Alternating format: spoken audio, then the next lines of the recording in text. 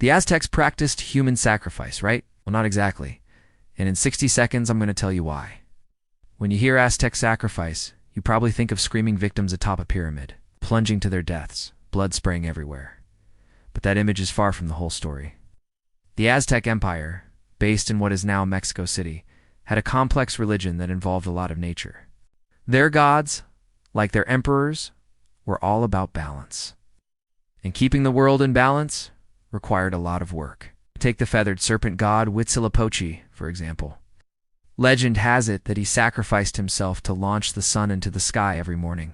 They tend to think of victims as helpless, completely at the mercy of their gods.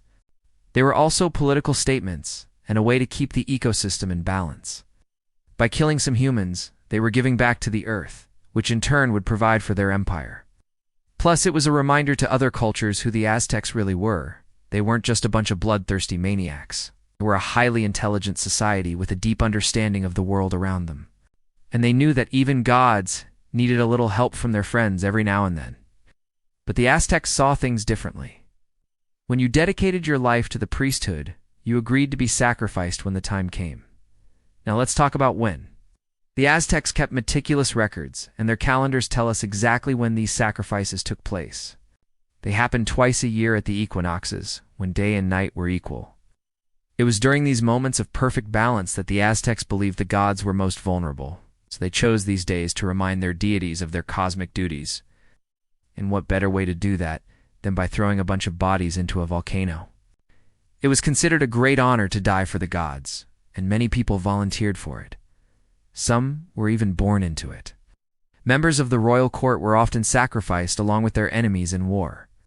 Anyone who displeased the emperor or the gods, and sometimes it was just a matter of being in the wrong place at the right time.